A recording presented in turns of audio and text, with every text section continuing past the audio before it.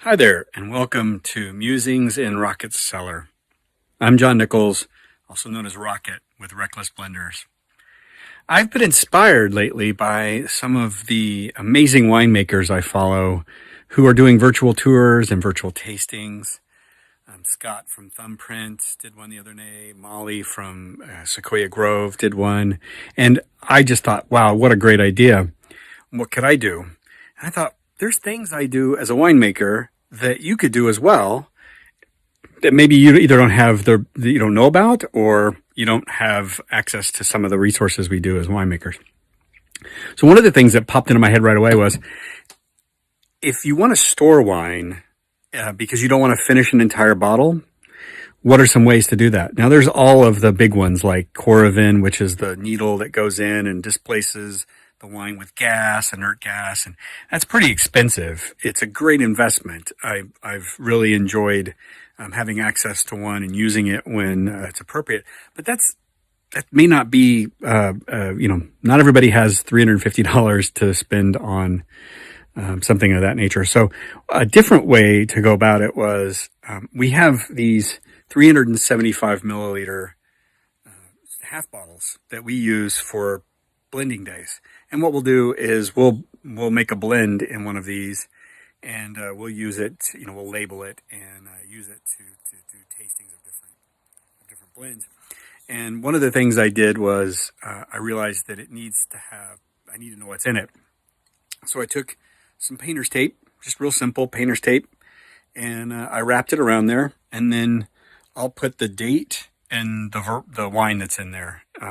One of the things that happened the other day was I was doing tasting. I was doing some palate tasting, exercising my palate, and I had 2 or 3 bottles open, and it was I ended up opening a 2016 cab, and this was from a winery in which the cab, I've had great cabs, but I probably opened this 2, 3, maybe 4 years too soon. And I didn't want it to go to waste.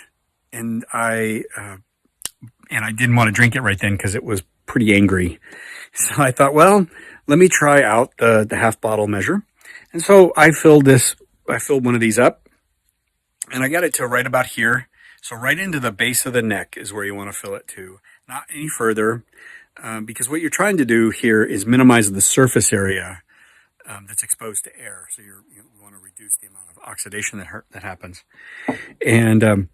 And then I'm using these corks, these reusable corks that we get, and you can get, there's lots of different places you can get these size bottles, you can get these corks, and just put it in there and off you go.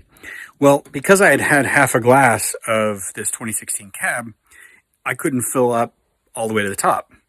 So I thought, well, I don't want to risk it. So I had something similar opened. It was a 2014 Petit Syrah, I think, something like that. And I thought, well, let's salvage it. Let's make sure we're going to be good. So I took and filled, just that last little bit with that Petit Syrah. And definitely the Reckless Blenders will tell you that if you just add 1% of a varietal to a blend, sometimes that will make a huge difference. And we're doing tastings, and sometimes we're arguing about 1% this way or 2% that way. And almost every time when we see that dramatic change in a wine just because of 1 or 2%, we sit back and we're in awe of how much it can influence a wine. And so anyway, in this case, it worked out really nicely. And 7 days later, I popped it open, and it was a really nice, smooth 2.5 glasses of wine, and it wasn't too much for a single evening. Now, there'll be times at parties that we have here at the Rocket Abode where there'll be a handful of bottles open, and in various states have done this.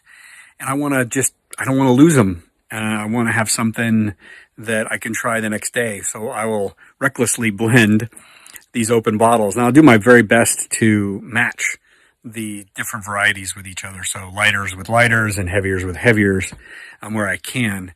Some days, some parties, 2 or 3 days later, that bottle is like, wow, that is just fantastic. And other times it's like, yeah, not so good. That one's not sticking around.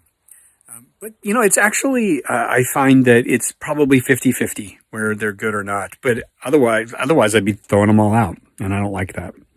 So the other part is when you go to fill this up, you know, like I said, you know, just you put the date and what's in here, and you can mark it out, and then you can reuse it again, and then you wash it when you're done. And I don't use soap on these exactly because soap tends to leave some residue, and it can really unduly influence what's in here.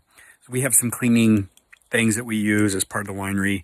I'll put a few drops in here, put some really hot water, and scrub it out nicely. Got a bottle brush, and then I'll just drop it into a container like this, leave it, and then when I'm ready to go, I'll use it, and it's a good little system.